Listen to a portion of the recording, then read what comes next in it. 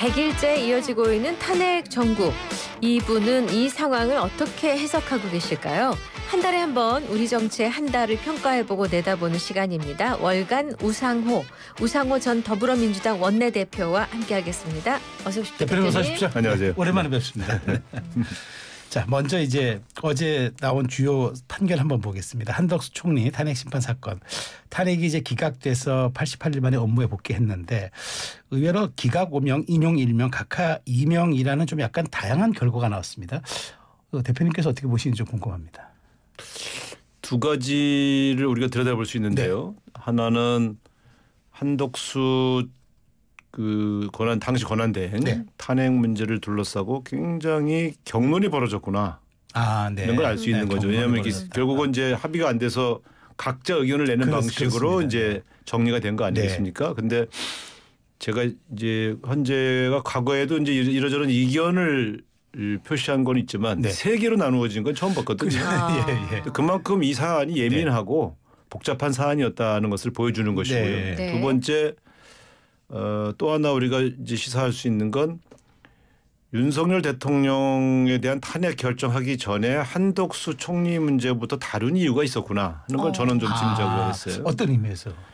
그러니까 윤석열 대통령의 탄핵을 인용하기 전에 여러 가지 국가를 운영하는 데 있어서 생길 수 있는 여러 가지 혼란을 최소화하기 위한 선결 과제를 먼저 정리하고 있구나 하는 걸 전 느꼈거든요. 그래서 많은 분들이 불안해하는 분들도 계시고 또 기각을 바라는 분들은 또 되게 희망을 느끼시는 것 같은데 제가 볼 때는 오히려 한 총리 문제를 먼저 다룬 걸 보면 윤석열 대통령의 파면이 멀지 않았구나. 저는 그렇게 판단합니다. 오히려 거기에서 이제 윤 대통령 아무래도 최상목 권한대행의 대행 체제로 윤석열 대통령의 부재, 파면 이후에 국가를 운영하는 문제에 대한 우려가 있을 수 있지 않겠습니까? 또 보수 민심도 여러 가지 또 각각의 풍향기가 다르기 때문에 저는 한덕수 총리를 기각해서 원직에 복귀시켜 놨다는 것은 역으로 불안한 것이 아니라 대통령 파면이 멀지 않았구나. 저는 그렇게 생각합니다. 아, 그러셨군요.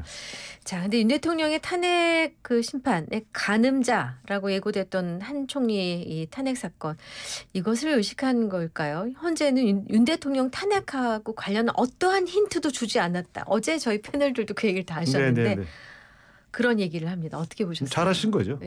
괜히 여기서 괜히 예단을 느끼게 해서 또 그런 것 하나하나가 다 국론 분열의 요인이에요. 그러니까 한덕수 총리에 대한 문제로만 집중한 결정문을 내보낸 것은 저는 뭐 나쁘지 않다고 봅니다. 그러니까 양쪽이 다 약간 혼란에 빠졌어요. 그러니까 제가 볼 때는 민주당 지도부도 약간 이거 너무 당연한 파면인 줄 알았는데 이거 헌법재판관들의 성향에 따라 이렇게 판결이 바뀌나 하는 두려움들이 좀 생긴 거고요. 그게 약간 이제 그 긴장감이 돌죠. 지금 민주당도 국민의힘도 마냥 기뻐하는 모습은 아니에요.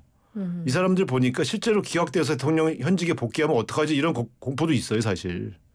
그 나라 어떻게 운영하려고 그러지. 그러니까 지금은 반대한다고 지지자를 겨냥해서 막 얘기하지만 속으로는 탄핵될 줄 알았거든요. 근데 이 상황을 보면서 진짜 윤석열 대통령 건재에 복귀하면 어떡하지 하는 불안감도 느껴져요. 그래서 저는 이제 현직에서 같이 해봤으니까 일반 기자들이 느끼는 것과 좀 다르게 저는 양쪽의 불안감이 같이 보인다.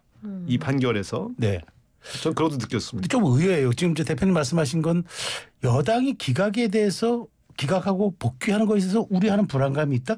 그래서 사실 언뜻 들으면 잘 이해가 안 되거든요. 왜냐하면 같은 진영이고 같은 편이고 윤 대통령이 돌아오면 1호당원이니까 복귀하는 게 논리적으로는 그렇죠. 그런데 이미 계엄령을 선포하고 군인을 동원했던 거에 대해서 사실 국민의힘 의원들 거의 대부분이 잘못했다고 생각하고 있거든요. 근데 그렇다고 뭐 탄핵까지 하고 뭐 또 자기들이 찬성할 수는 없으니까 그러면서 대선 준비를 하고 있잖아요, 사실은. 그런 탄핵 된다는 전자에서 대선 준비를 하고 있었거든요. 당도 하고 있었고 개별 주자들도 하고 있다가 지금 대혼란에 빠졌어요. 그 제가 보면서 고소해요, 사실 저는. 근데 제가 말씀드린 거는 이제 그 태도들에서 당혹감이 느껴진다. 그거는 헌법재판소가 그런 빌미를 안 준 거죠. 자, 힌트 없는 답안지를 받은 정치권, 한 총리 기각 결론을 놓고 윤 대통령 탄핵을 전망하는 각자의 이제 해석이 다릅니다. 우선 여당에서는 각하 의견을 낸 정영식 조한창 재판관과 기각 결정을 냈지만 소수 의견을 낸 김복형 재판관, 이 세 재판관한테 기대를 거는 그런 모습이거든요. 5대3 기각을 예상하던데요. 이 권성동 원내대표는 과거 탄핵소추위원으로서의 경험, 여론, 또 과거 박근혜 전 대통령 때와 헌법재판의 구조가 다른 점 등을 고려할 때 기각 가능성이 있다. 이렇게 발언했습니다. 권성동 원내대표가 거짓말하고 있는 거예요. 그러니까 저분은 2016년도에 해봤잖아요. 2017년도에 그래서 네. 그때 저하고 얼마나 같이 했습니까? 네. 이제 같이 저 양반이 앞장서서 열심히 해줘서 또 그 결과가 좋았는데 그 당시 헌법재판관들 네. 성향은 5명이 보수 성향이었고요. 대통령이 지명한 분만 3명이었습니다. 네. 그러니까 박근혜 대통령이 마지막까지 헌법재판소에서 기각될 거라고 확신하고 있었다. 저는 그렇게 들었거든요. 그 구조 네. 때문에 그랬군요. 그렇습니다. 그러니까 성향을 믿으면 안 돼요. 그러니까 제가 볼 땐 헌법재판관들이 물론 성향은 있지만 네. 또 법과 원칙에 따라 양심에 따라 판결할 줄 아는 분들이 최고의 법관들이 되는 거 아닙니까? 사실 네. 여기 정계선 재판관 같은 경우는 수석 사시하신 분 아닙니까? 실력이 만만치 않은 분들이죠. 그걸 성향으로 자꾸 분류하는 건 네. 저는 그거는 뇌피셜이지 그분들이 갖고 있는 법관으로서의 양심을 훼손하는 발언이다 보고요. 그러니까 보수적인 법관이 5명이나 있었는데도 8대0 완장일치로 네. 박근혜 대통령의 탄핵이 인용됐던 사례를 보면 저는 이번에 결국 이런 거 아닙니까? 한덕수 총리를 갖고 보려고 했던 건 논리를 보려고 했을 텐데 네네. 한덕수 총리의 이 예를 들면 그 판정을 내리는 문제하고 중대성에 관한 얘기를 하잖아요. 중대성. 네, 네. 그러니까 위헌이라고 하는 거에 대해서는 뭐 대체로 공감도 있었던 네. 거고요. 다만 이게 파면할 정도의 중대성이냐에 대한 중대성 판단 아니겠어요? 그러면 이제 똑같이 짐작해 보건대 윤석열 대통령이 한 행위가 절차라든가 여러 가지가 다 헌행 법률에도 위반되고 네. 또 국회를 해산하려고 했으니까 그것도 위헌적이라고 하는 판단을 하실 텐데 그게 중대성에 파면할 정도의 중대성이냐에 대한 문제를 놓고 고민하겠구나라고 네. 우리가 짐작할 수 있죠. 네. 이 중대성에 관한 문제가 어찌 그 성향에 따라 달라지겠습니까? 네. 그런 측면에서 저는 8대0으로 결론이 나올 것이다 이렇게 봅니다. 근데 지금 보면은 그래도 그 대표님께서는 그렇게 생각하시는데 그 국회 측 소추인단 박은정 조국혁신당 의원도 정영식 조한창 김복형 이 세 분의 재판관 판단이 좀 예사롭지 않다. 좀 약간 탄핵이 걱정된다고 얘기했고 법조인 출신 금태섭 전 의원은 박 전 대통령 탄핵 때는 8년간 보수 정권이 집권했던 때라 헌법재판관들이 지금보다 더 보수 경향이 있었는데 그때 8대0의 파면이었으면 지금도 인용과 기각은 갈라지기 쉽지 않고 아마 대표님 생각처럼 간다고 약간 그 얘기를 하는데 근데 지금 박은정 의원도 사실 법조인 출신이고 얼마 전까지 법조계에 몸담고 있던 분인데 이런 분이 그렇게 예측할 때도 그런 나름대로 또 사유가 있지 않을까요? 아니 그러니까 이제 되게 보면 성향에 대한 불안감들이 생기면 불안해지는 거예요.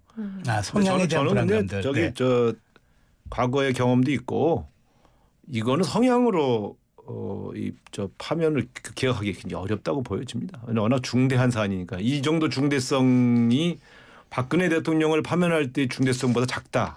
그렇게 보기 어렵습니다. 군을 동원해서 네. 의회를 해산하려고 하고 또 여러 가지 선관위를 침탈했고 이런 여러 가지 너무 명확한 증거들이 네. 이 명명백백하기 때문에 이걸 중대하지 않다고 판단하시기는 좀 어렵지 않나 봅니다. 또 한 가지 제가 갖고 있는 저의 이제 일종의 뇌피셜인데요. 네. 만약 윤석열 대통령의 탄핵 인용에 관해서 정말로 이견이 있었다면 네. 저는 한덕수 총리라든가 다른 분들 탄핵 심판을 네. 그에 앞서서 먼저 판결하기 어려웠을 거라고 봐요. 그 논의를 네. 왜냐하면 하다가 중단했지 않습니까? 네네. 그리고 이제 이분들을 했잖아요. 그래서 저는 먼저. 네. 일정하게 공감대는 형성됐다고 봐요. 그래서 저는 특히 민주당과 지지자들에게도 말씀드리는 게 이제 2016년 17년에도 이 과정을 거치면서 되게 불안했어요. 또 별의별 뇌피셜 가까운 정보들이 막 저한테 들어왔어요. 네. 제가 원내대표다 보니까.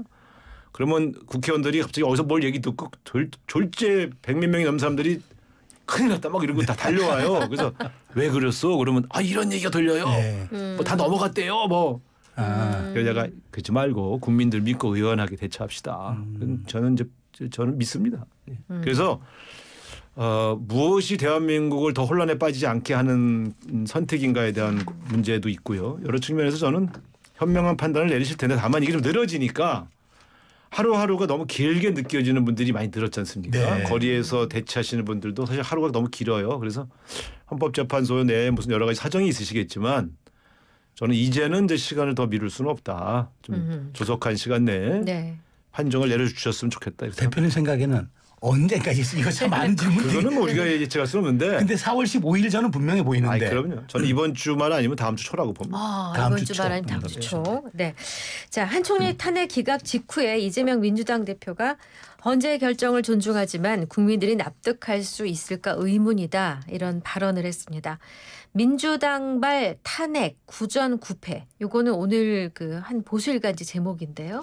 대통령 탄핵 말고도 박성재 법무부 장관, 조지호 경찰청장에 대한 탄핵도 현재 선고를 앞두고 있는데 줄 탄핵의 줄기가 저는 잘 아시겠습니다만 이번에 계엄령 사태, 내란 사태 이전에는 탄핵을 이렇게 막 하는 거에 대해 좀 제가 부정적인 얘기를 여기저기서 많이 했어요. 네. 기각될 텐데 네. 그렇게 기각할 때 거를 이렇게 막 하면 될까 이런 얘기했다가 지지자한테 이제 뭐 비난도 받았는데. 기각된다고 얘기하셨어요, 대표님이? 아니 기각될 가능성이 큰 것들이 많다. 그러니까 이제 다른 줄탄핵 그 이전 것들. 네. 그래서 근데 계엄령 이후의 탄핵, 특히 한독수 대행의 탄핵은 불가피했어요. 어쩔 수가 없는 것이 설사 기각된다 하더라도 헌법재판관 임명을 추가를 안 해주면. 네. 윤석열 대통령의 탄핵에 대한 판정을 아예 못 내리고 장기간 국가가 표류할 수 있었기 때문에 그건 되게 무책임했거든요. 그래서 제가 볼 때는 다시 기각돼서 복귀했다 하더라도 당시로서는 불가피했다는 측면이 있어요. 그래서 저는 그것은 그 기각되었다고 해서 뭐 그 국민의힘이 좋아할 이야기도 아니고 또 민주당이 실망할 얘기도 아닙니다. 그건 탄핵이 원만한 진행을 심판의 원만한 진행을 위해서 불가피했던 일이다 보고요. 네. 또 내란 사태와 관련되었던 여러 그 당시 책임 있는 지위 있는 분들에 대한 또 국회 차원의 경고를 안 할 수가 없었죠. 그런 측면에서는 앞으로 남겨진 탄핵과 관련된 계엄령과 관련된 분들에 대한 탄핵은 별건으로 하고 그렇지 않은 것들에 대한 탄핵들은 좀 신중했으면 좋겠어요. 네. 그런데 이 야당에서는 이 탄핵의 전 과정에서 한 총리의 탄핵은 참 뼈아프다. 그거는 좀 실수 같았다는 얘기들이 참 많았거든요. 피하고 싶었죠. 저도 사실 피해야 된다고 계속 여기서 얘기했는데 헌법재판관 임명을 미루는 상황에서는 저는 불가피했다고 봐요. 뭐 다른 건들은 몰라도 예를 들어 이렇게 지금 판단해 보자고요. 만약에 그때 탄핵을 하지 않았고 한덕수 권한대행께서 헌법재판관 임명을 한 명도 안 했으면 그러면 이제 6명으로 진행이 되지 않습니까? 그럼 사실 그건 판단을 할 수가 없는 거예요.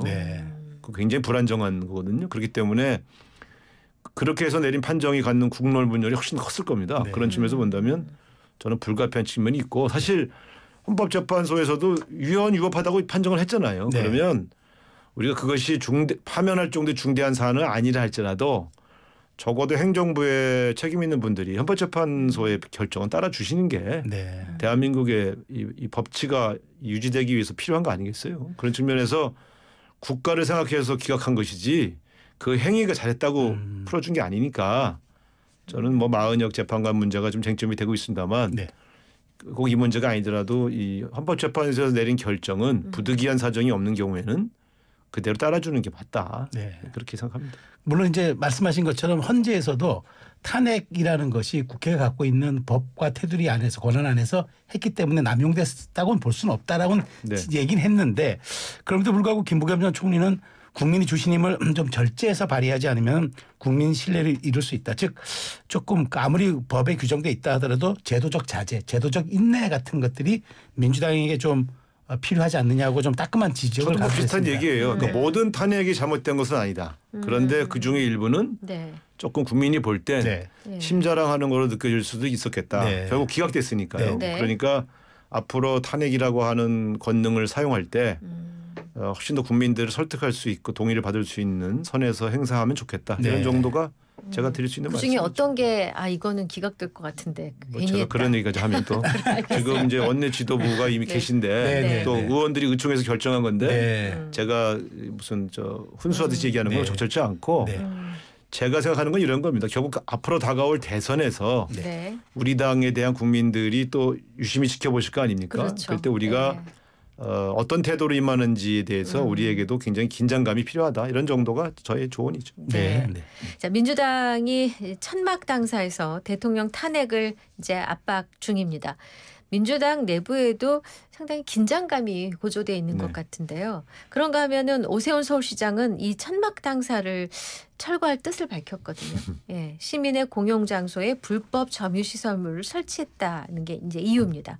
어떻게 보셨습니까? 근데 그 오세훈 시장은 요즘 그 저는 사실 상당히 기대하고 좋게 봤는데 가장 여권에서 네. 두렵고 경쟁력 있는 후보라고 서울시장으로서 평이 나쁘지 않았어요. 네. 그리고 우리가 지난번에도 서울에서 5% 지면서 대선에서 패배한 전력이 있어서 네.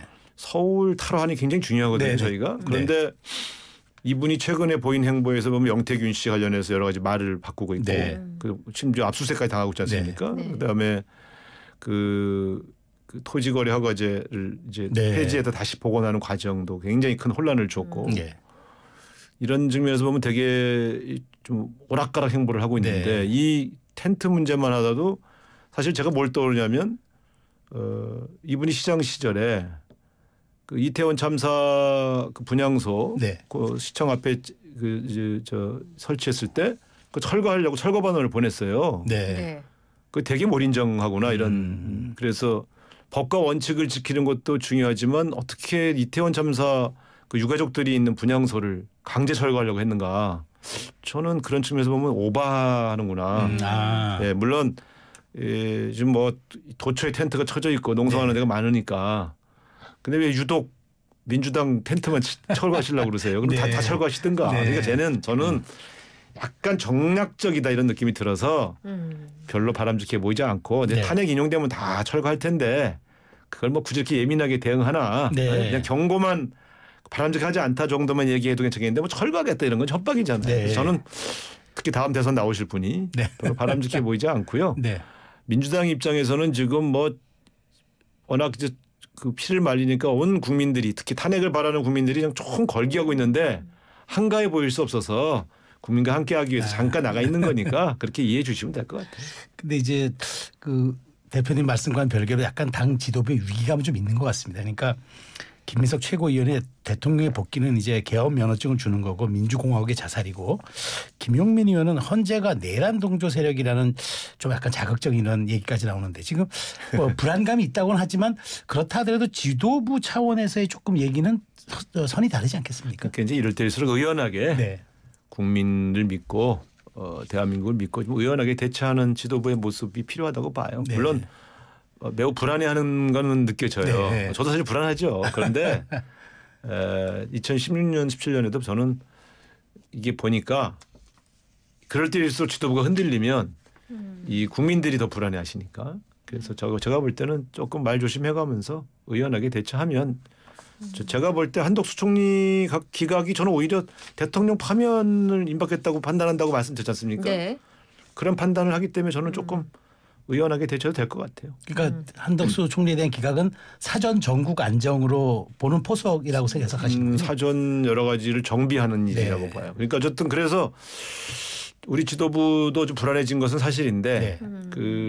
이럴 때일수록 국민들을 오히려 안심시켜가면서 이렇게 전국을 좀 끌고 갈 필요가 있다고 봅니다. 근데 천막 당사는 사실 12년 만이고 그렇게 하기에는 지도부 차원에서의 당사를 옮긴다는 건 좀 또 약간의 이제 아까 말씀드린 대로 뭐 국민과 함께한다는 측면에 조금 과하지 않느냐 그런 지적은 또 나오고 있는 것도 사실입니다. 제가 볼 때 뭐 지금 시기는 워낙 비상 상황이라 네.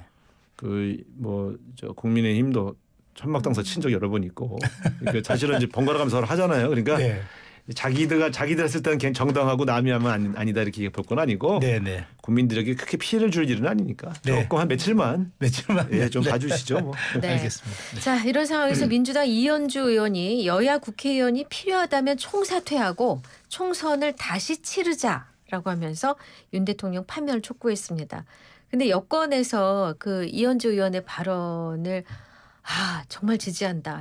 예상치 못한 반응이 쏟아졌어요. 네. 김민전 의원 같은 경우는 이현주 의원의 발언 지지합니다. 글 올렸고 뭐 이상규, 이용, 조광아 등등등 뭐 이 여권 이제 정치인들이 비슷한 문구를 자신들의 SNS에 올렸단 말이죠.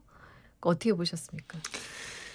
글쎄 제가 볼 때는 뭐 이제 절박한 그 마음에서 우리 국회의원들의 결의를 보여주자. 그러면 이제 의원직 사퇴서 제출 같은 것이 가장 뭐 이 의원하고 가장 높은 수위의 대응 아니겠어요? 그러니까 이제 그런 모습을 보여주자고 하는 취지는 좋은데 네. 결과적으로 의장님이 처리 안 할 테니까 그렇죠. 그러면 사실 또 쏘로 보인단 말이에요. 그래서 저는 이현주 의원이 말한 거는 그런 결의를 보여주자고 하는 취지에서만 받아주고 실제로 이 뭐 의원직 사퇴서를 사인해서 내는 행위는 하지 않을 거로 봅니다. 근데 그 정도로 우리가 결의를 보여주는 정도로 제안으로 보시면 될 것 같아요. 근데 그렇게 화답치고는 김용민 의원은 윤 대통령 파면하면 차라리 총선 대선 같이 치르는 것도 가능하다. 그러면 22대 국회는 1년짜리 국회가 되는데 이렇게 김용민 의원이 좀 화답하는 그 또 배경은 뭘까요? 불가능합니다. 불가능하기 때문에. 일단 뭐 말 지르고 보자 이런 의미인가요? 그래서 제가 그렇게 말씀드릴 수 없지만 어쨌든 강한 결의를 지지자들에게 민주당이 이 정도의 결의를 갖고 있다는 걸 보여주는 그런 어떤 이제 그 정치적 레토릭으로 보시면 될 것 같고 실제로 각각의 국민들이 4년의 임기로 국회의원을 선출해 주었는데 그 유권자의 뜻에 반해서 중간에 자의로 그만둘 수가 있겠습니까? 그런 측면에서는 좀 어렵고요. 만약에 뭐 개헌을 통해서 대통령과 국회의원의 임기를 맞추는 과정에서 임기가 단축되는 거는 뭐 불가피하지만 그냥 어떤 정치적인 이유로 국회의원직을 사퇴하거나 혹은 총선거를 다시 하기는 좀 어렵죠. 네. 자, 민주당은 한 총리 복귀 직전에 논의했던 최상목 부총리에 대한 탄핵도 예정대로 추진하겠다고 합니다. 그 10년 전 박근혜 전 대통령 시절 사안까지 꺼내서 최 부총리를 압박하고 있는데 이거 실제로 탄핵을 하긴 쉽진 않죠. 왜냐하면 그 같은 이유로 탄핵되었던 한덕수 국무총리가 기각이 됐는데 그러면 이거 이번에 이제 마은혁 재판관 문제 하나 아니겠습니까? 그걸로 탄핵하기에는 너무 기각이 너무 이제 이미 헌법재판관이 한번 내린 판정을 다시 받아본다는 얘기니까 제가 볼 때는 그냥 압박용일 수는 있겠는데 실제 그거를 그 국회에서 통과시켰을 때 실익이 있을까요? 그러니까 뭘 위해서 이러는 걸까요? 압박용이라고 저는 느껴지는데. 오히려 뭐 아니 이미 저기 대행 끝난 사람한테까지 뭘 그렇게 하냐라고 반발이 있지 않을까요? 저는 제가 말씀드렸지 않습니까? 실제 추진이 되겠나. 이제 압박용 아닐까 이런 생각이 듭니다. 근데 대표님 제가 하나 진짜 여쭤보고 싶었던 건 이번에 현재 선고를 보면은 그 이제 임명을 하게 되면 뭐 즉시 지체 없이 상당한 그 뭐 기간 내에 이행돼야 한다. 약간 애매하게 다 표현이 돼 있지 않습니까? 이제 그러다 보니까 그러면 그 기간을 어떻게 볼 것인지 그러니까 김복형 재판관 같은 경우는 이틀밖에 안 됐기 때문에 이거를 탄핵의 사유로 볼 수 없다라고 아예 적시를 하고 이러다 보니까 그럼 앞으로 국회가 입법을 통해서 즉시라든가 지체 없이 경과 뭐 이런 것들에 대한 구체적인 좀 일시들을 입법화해야 되지 않냐 그런 지적도 있더라고요. 저는 한덕수 대행을 탄핵을 기각하면서 쓴 논리 중에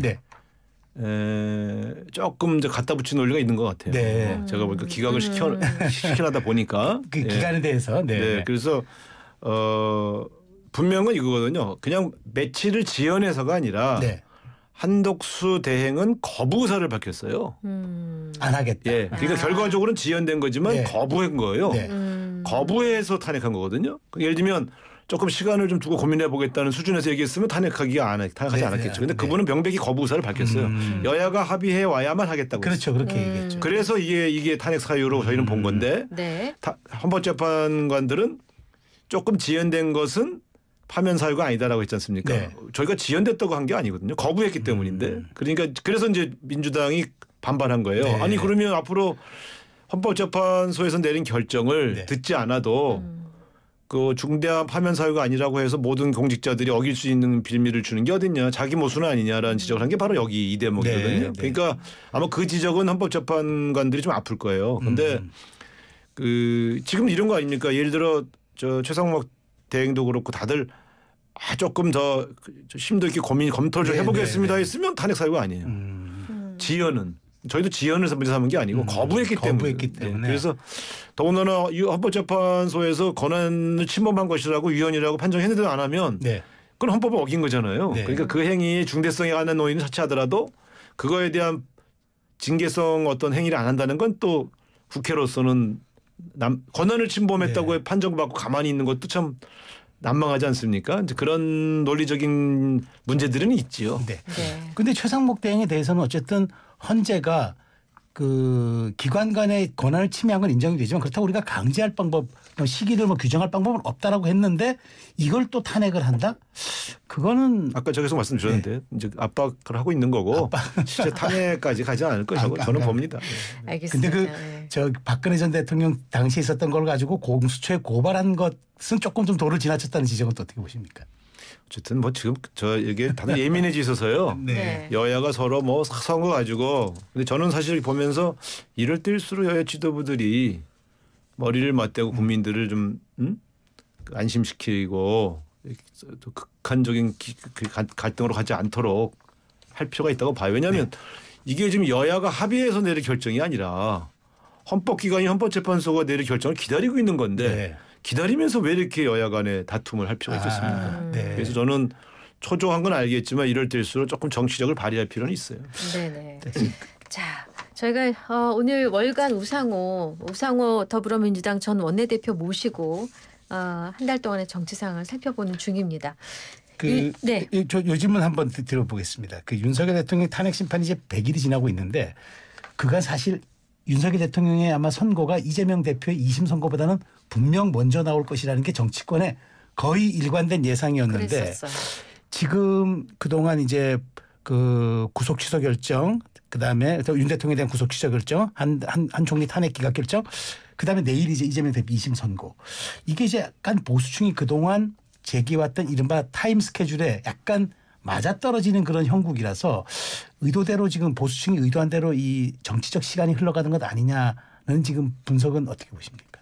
그렇게 의도한 건 아니겠지만 네, 저는 뭐 별로 동의하지 않습니다. 그러니까 공교롭게 그렇게 된 것이죠. 네네. 그런데 저는 그런 측면에서 오히려 윤석열 대통령 탄핵하는데 부담이 많이 줄어들고 있다고 생각해요. 아, 오히려 줄어든다. 네. 그러니까 뭐 보수 지지층이 볼 땐 네. 우리나라의 헌법 체계가 혹은 많은 사법기관들이 무조건 이재명 대표 시킨 대로 하고 있지 않다는 것도 유리한 쪽으로 흘러가지 않으니까. 그리고 민주당이 압박하면 무조건 굴복하고 있다고 보이지도 않게 됐으니 네. 보수 지지층이 초기에 서부지법을 침탈하고 할 때 보였던 모습 뭐 나라가 뒤집어져서 전부 빨갱이들 영향력 하에 뭐 법관도 넘어갔다 막 이렇게 막 흥분할 네, 때 모습에 비하면 지금 보수 지지층이 비교적 이거 뭐 우리 생각대로 가고 있네 이렇게 생각하지 않습니까? 그런 측면에서는 보수 아주 좀 이렇게 극렬한 보수 지지층들이 저기 준동하기 좀 어려운 또 조건들이 만들어진 셈이죠. 진정제 역할을 하고 있다. 저는 뭐 그걸 의도했다기보단 네, 네, 그래서 네. 그게 오히려 탄핵을 어렵게 할 거다 이렇게 보기보단 네. 그래서 탄핵이 이루어졌을 때의 충격이 조금 완화되겠네 이런 생각을 합니다. 오히려 그 네. 사후적인 어떤 그런 네. 그 아까 국민적 여론으로 봤을 때는 네, 네. 안정이 될 수 저는 있겠다. 한덕수 총리 기각도 저는 그런 포석이 있다고 봐요. 네. 네. 윤석열 대통령이 구속 취소로 석방됐을 때 야권에선 일제히 관저 정치 시작할 거다. 바로 시작할 거다라고 다 예상했는데 의외로 탄핵 반대 집회에서 분신한 분 또 최근 의성 산불 관련 메시지 2건 정도 요거 외에는 지금 침묵 모드로 일관 중이거든요. 약간 좀 예상 밖이라는 분석인데 어떻게 보십니까? 아니 뭐 이분이 이제 법을 잘 아니까 자기가 활발하게 움직이면 그게 다 헌법재판소의 판결이나 네. 또 지금 형사사건 재판의 심리 과정에 전체적으로 다 영향을 줄 거라는 걸 알기 때문에 자숙하는 척하는 거죠. 기본적으로 뭐 다른 전략이다. 그렇죠. 살아야 되니까. 네. 근데 제가 어디 방송에서 마지막 소풍 잘 즐기시라고 제가 이렇게 조롱한 적이 있는데 네. 뭐 특별히 지금 의미 있는 이제 이 활동하기엔 굉장히 어려운 조건이죠. 그러니까 만약에 예. 일정한 정치 활동을 하면 구속 취소가 취소가 취소될 테니까요. 그래서 그런 걸 감안해서 로우키 전략으로 간다. 알겠습니다. 내일 또 전국의 분수령이 될 만한 또 사법부 판단이 또 하나 있습니다. 내일 이재명 대표의 선거법 위반 항소심 결과 내일 나오는데 대표님 진짜 이거는 뭐 법조인은 아니시지만 네네. 1심에서 그렇게 징역형이 나왔는데 2심 선고 그냥 그 대표님의 개인적인 생각은 어떻게? 아니 저는 정치하면서 저도 여러 군데 말씀드렸지만 저도 선거법 위반으로 여러 번 재판도 네네. 받았고 또 실제로 70만 원 한 번, 80만 원 한 번 받았으니까 네. 유죄 판결을 아유, 받고 또 어떤 경우는 이제 무혐의 처리도 한 서너 번 네. 받고 이 정치를 하다 보면 선거법 위반으로 고발당한 일이 너무 많아요. 네. 왜냐하면 저희 상대방이 혹은 경선 상대방이라들이 웬만하면 고발해요. 네. 그럼 그거 조사받느라고 아주 진땀을 흘리고 네. 또 그래서 재판으로 가면 한 2년 3년을 그냥 계속 2주에 한 번 한 달에 한 번씩 재판정에 가 있어야 되죠. 그래서 그 경험을 갖고 후배들도 컨설팅을 해주다 보니까 온갖 사건을 제가 다 아하. 이게 예. 오히려 선거법 관련해서는 웬만한 변호사 판사보다 제가 더 전문가인데 왜냐면 1년에 뭐 선거법 재판 다루시는 게 일반 법관들 입장에서 몇 건이나 되겠어요. 그렇죠. 저는 매일 우리 후배들 사건과 제 사건을 봤으니까. 그러니까 건건히 컨설팅 하시니까. 제가 분명히 말씀드리지만 이재명 대표 1심은 그건 재판이 뭐 그런 보수적인 분들도 다 깜짝 놀랐거든요. 네. 이게 말로 일어나는 일인데 그것도 어떻게 하다 보니까 네. 이렇게 툭툭툭 오가는 공방에서 나 그 사람 몰라요 하는 게 어떻게 징역형 선고가 됩니까? 그러니까 이 범죄에 있어서 제일 중요한 건 고의성이거든요. 그러니까 물론 그 TV 토론 과정에서 나온 것은 무죄가 났습니다만 네, 네. 그 후속된 것도 사실 그걸 연장된 건데 그걸 별건으로 해석해서 유죄를 내린다는 것도 저는 이해가 잘 안 가고요. 적어도 제가 볼 땐 이건 무죄 판결을 내도 그렇게 크게 문제가 되는 사건이 아니고요. 혹시 유죄 판정을 한다 하더라도 이건 100만 원 이하로 해서 정치 활동을 금지시킬 만한 정도의 사안이 아닙니다. 절대. 온갖 많은 판례 제가 봐서 네. 대개 그 징역형 선고받은 사람들 선거법으로 네. 두 부류가 있는데 하나는요. 돈을 펑펑 써갖고 돈으로 매수하거나 이건 무조건 구속이에요. 네. 그건 나쁜 짓이에요. 네. 일종의 매표행위니까. 네. 네. 두 번째가 상대방을 허위사실로 네? 멀쩡한 사람을 아주 나쁜 놈을 만들어서 막 공개적으로 비방을 해서 떨어뜨리게 하는 네. 이런 경우에는 이제 뭐 아주 센 형을 받은 적이 있어요. 네.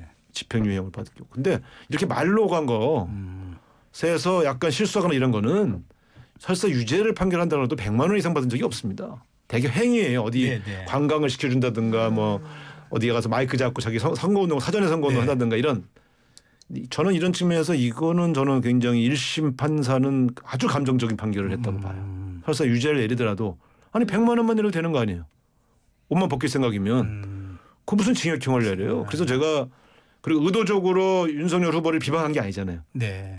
공격을 하니까 나 그 사람 몰라요라고 순식간에 얘기하는데 그게 기억의 문제일 수도 있는 거예요. 사실은 나중에 생각날 수도 있고. 네. 자 그래서 저는 내일 판결은 최소한 1심보다는 상당히 가벼워진다. 상당히 가벼워진다. 그래서 어쨌든 벌금형일 텐데 네. 이게 과연 의원직 상실형이냐 아니면 그 밑에형이냐 정도. 네. 근데 만약에 용기 있게 무죄 판결을 내도 사실 크게 문제 없는 사안이에요. 이 사안. 네. 사실은 그렇습니다. 예, 근데 뭐 사실 1심에 준하거나 더 강한 형을 받을 거라는 보수 쪽 변호사들이 얘기를 듣기도 했는데 무죄가 나와서 뒤집히면은 이제 야당 입장에서는 다행이지만 민주당 친명계에서도 유죄 시 비상계획을 준비 중이라는 보도가 나오고 있거든요. 피선거권 제가 아는 친명 중에서 비상계획 수립한 사람 못 봤는데. 네, 피선거권 박탈령을 받을 경우 최대한 빨리 대선 후보로 이 대표를 추대하고 그러니까 대선 공격적인 경선 거죠. 절차를 간소화하는 방안 논의 중이라고. 그건 그거랑 무관한 거예요. 그거랑 그렇게 하다 상관없이. 붙이면 안 되고. 네. 그러니까 그게 이제 제가 볼 때 여의도 피카소들이 화가들이. 또 추상화를 그리고 있는 거예요. 근데 그게 이제 제가 볼 때는 지금 2017년과 비교해 연상해 보면 어차피 민주당의 대선은 탄핵이 인용되면요. 신속하게 한 달 안에 끝내야 되거든요. 그래서 경선 2달 안에 선거를 치러야 되니까. 그럼 경선까지 후보 확정까지 한 달 안에 끝내려면요. 어차피 간소하게 해야 돼요. 그러니까 이거는 2심 선거 선거법 재판 선거 때문이 아니라 네. 탄핵으로 인해서 너무 여유 없이 진행되는 정치 스케줄 때문이고요. 이거는 2017년 문재인 후보가 대통령으로 선출될 당시에도 신속하게 했어요. 그냥. 네. 옛날에는 전국 순회를 했잖아요. 그렇죠. 그럼 2달에서 2달 반 걸리거든요. 그러면 뭐 대선 지난 다음이잖아요. 그래서 네. 한 달 이내에 하려면 원샷 경선을 할 수밖에 없어요. 그래서 그게 이거와 관련된 비상 계획은 아니고 네. 어차피 1심에서 선거법 유죄 판결 나왔을 적에는 친명뿐만 아니라 더불어민주당이 추천했어요. 네.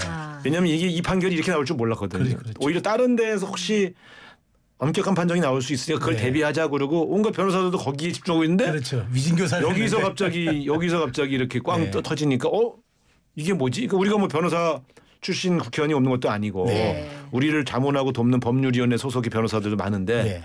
대체로 이건 되게 충격이거든요. 그렇죠. 근데 지금은 무조건 2심보다는 내려갈 테니까 내려간다. 그렇게 충격받아서 비상계획을 세울 그런 분위기는 아니다. 근데 만일 네. 뭐 저 대표님 그렇게 생각하시는데 만일 뭐 그대로도 1심 유지되는 경우도 나올 수도 있지 않겠습니까?